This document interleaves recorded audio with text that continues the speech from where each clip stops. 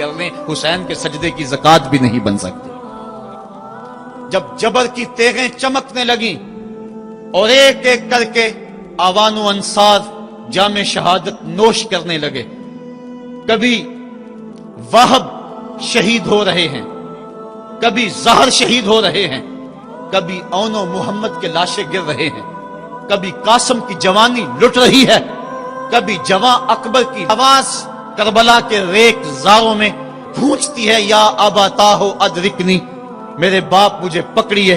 تو حضرت امام حمام دوڑ کے جاتے ہیں اور اپنے جواں بیٹے کی لاش کو کندھوں پہ اٹھا کے خیموں تک پہنچا کے ہاتھ فضا میں بلند کرتے ہوئے عرض کرتے ہیں، ربنا تقبل منا ھذا القربان، مالک حسین کی یہ قربانی بھی قبول کر لے۔ معصوم علی اصغر کو ہاتھوں میں لے کر جب سوئے فرات بڑھے اور دو شاخہ تیر ان کے حلق میں پیوست ہوا، چلو میں خون لے کر آسمان کی طرف اچھال کے کہتے تھے، مالک میری یہ کمائی تھی، یہ بھی تیرے راہ میں قربان کرتا ہوں، حسین کی یہ ننھی قربانی بھی قبول کر لے۔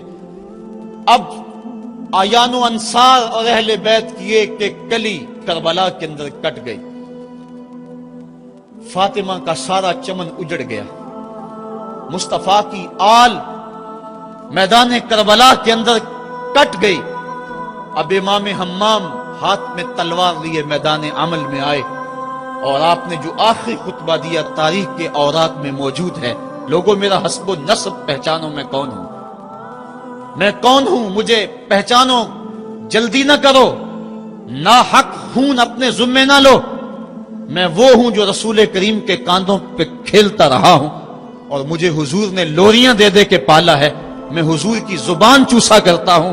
اس وقت دنیا پر کسی نبی کی بیٹی کا بیٹا موجود نہیں، میرا حق پہنچانو۔ لیکن اشقیاء کے آنکھوں کے آگے اندھیرا تھا۔ عمر بن سعد جو